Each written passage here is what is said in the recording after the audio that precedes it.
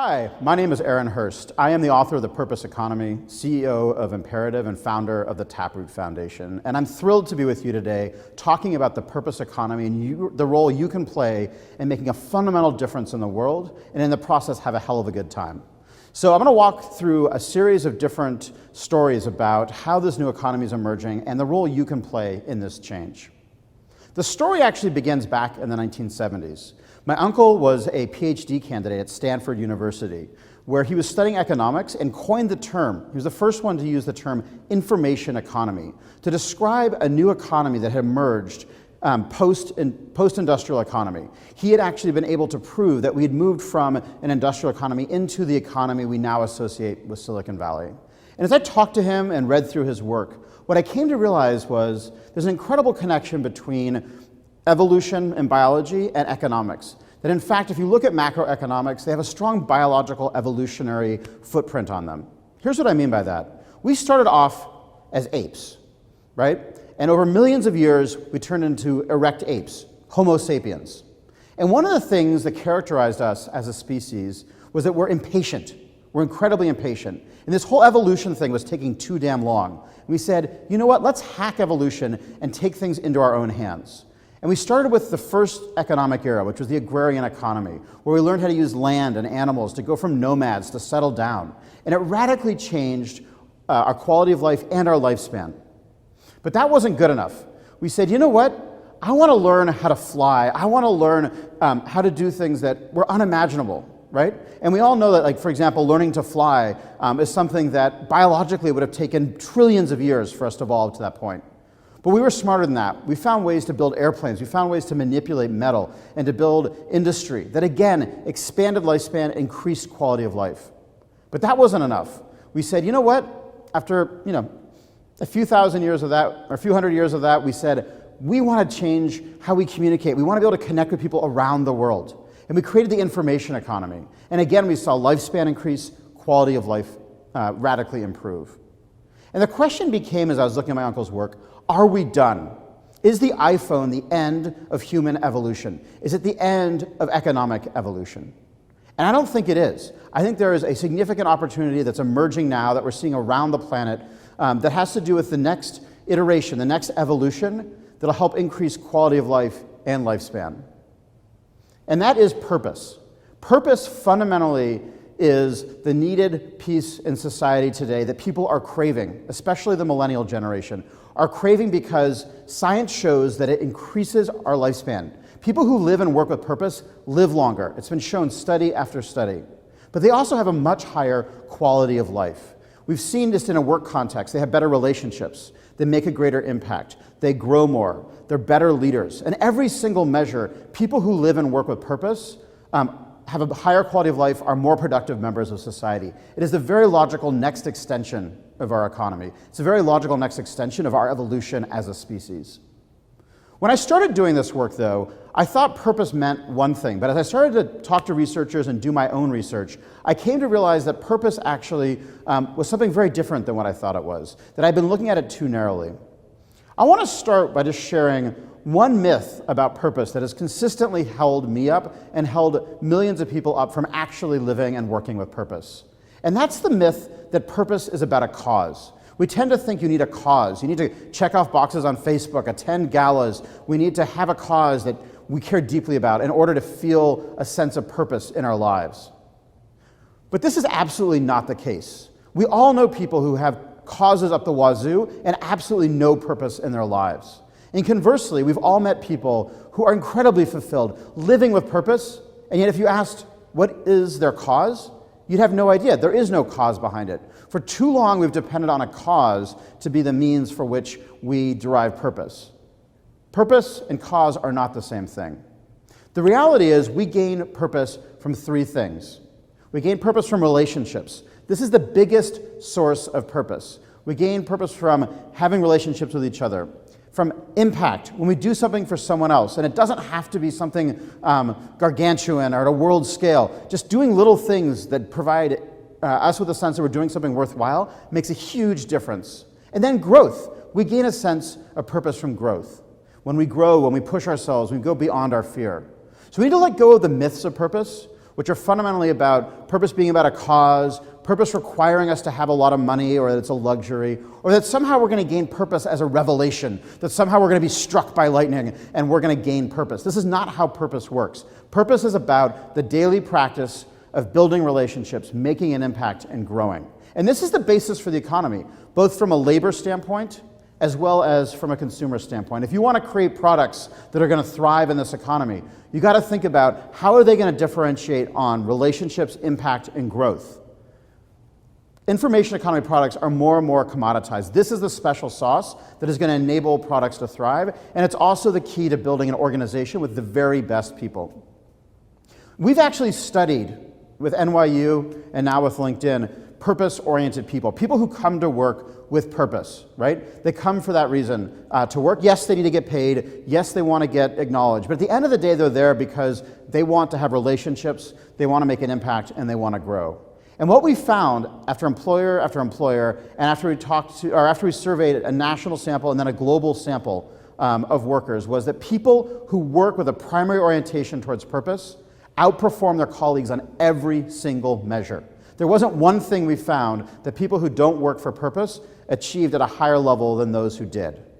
This is critical because it changes how we think about education. Are we preparing people for a workplace to think about work in the right place? It changes how we recruit. Are we hiring people who see work as being about purpose? And it changes how we manage. Are we leading, managing, and developing people based on these needs, not on old models that are around climbing a ladder and moving up the food chain? So how do you work with purpose?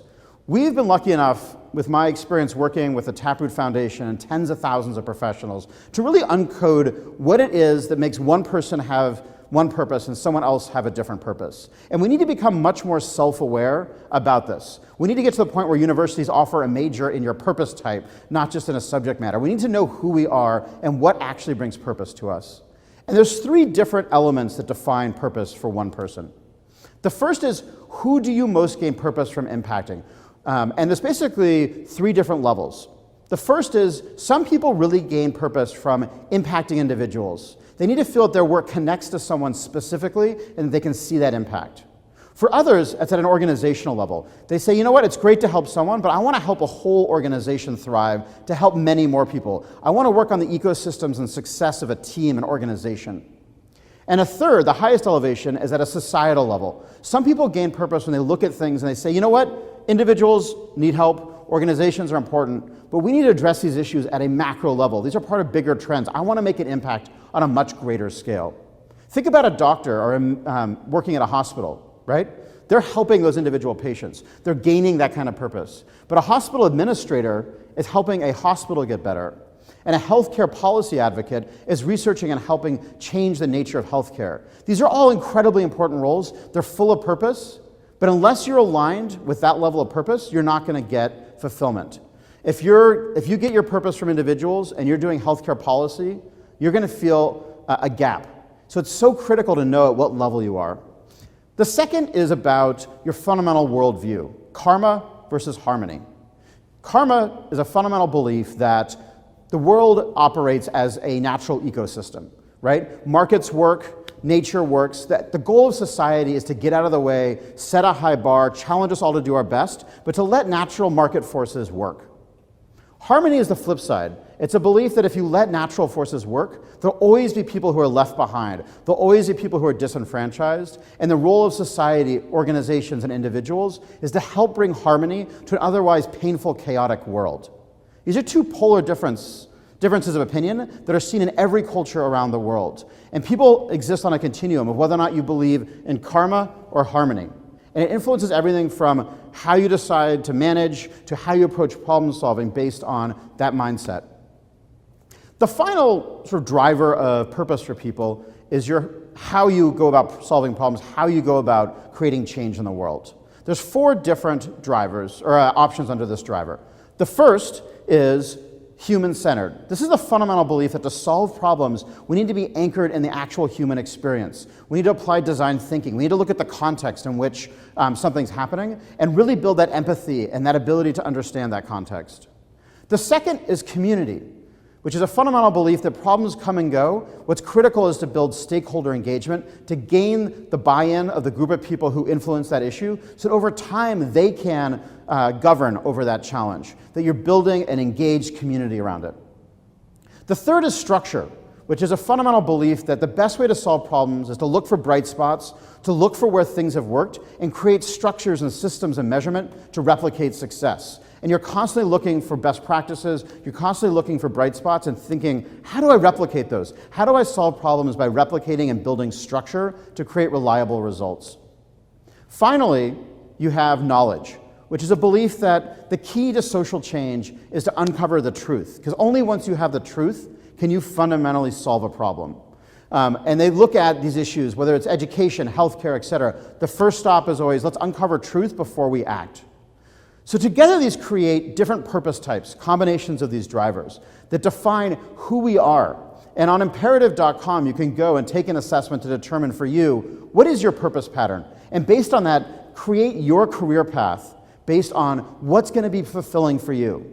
Don't try to figure out what's fulfilling for your friends, for your parents, for your coworkers. You need to think about, who am I at my core, and design your career around that. And if you're going to be an entrepreneur and build your own business, your own NGO, build it around fundamentally what matters to you, because that's what's going to get you up in the morning, that's going to make you incredibly successful, and it's going to help you make a difference in the world.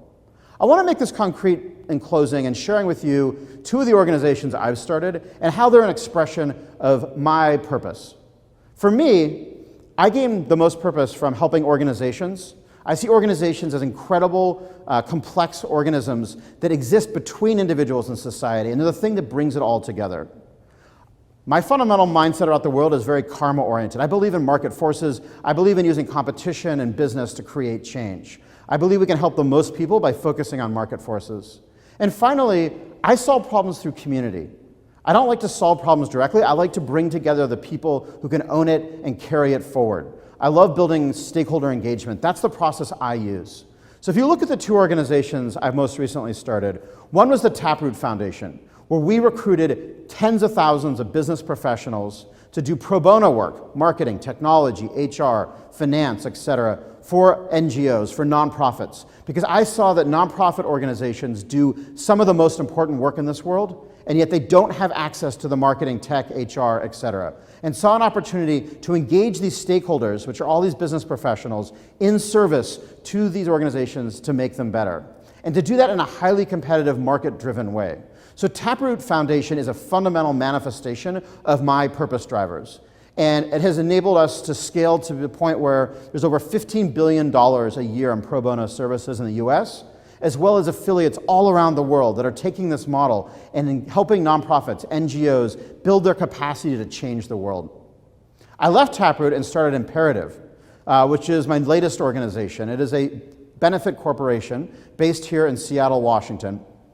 And our goal is to help organizations thrive in the new purpose economy. Helping organizations recruit purpose-oriented people through a very competitive process to say, we need everyone to be purpose-oriented. We need to build market forces that brings a level of discrimination on purpose to the marketplace for recruiting. We're working with organizations to help them measure purpose within their organization and build leadership and stakeholder engagement inside the company around it. We're fundamentally, once again, looking at how do we help organizations use business and market forces to build a community that fundamentally brings more purpose to the economy, to organizations, to individuals. So you start to see how my purpose type has manifested in the organizations I've started. Just the way, once you discover your purpose type, you can better hone in on the change you want to make in the world. Because it's not about any one cause. It's about taking your purpose type and finding how you want that to manifest in the world. I hope you found this useful. I encourage you again to go to Imperative.com and learn about your purpose type and start to chart a course and connect with people with the same purpose type and start to build a community of people who care about changing, whether it's individuals, organizations, or society, because we need it. Now is the moment, more than ever, that we need everyone to bring their purpose forward. It's a social imperative, it's a business imperative. We need to make it happen.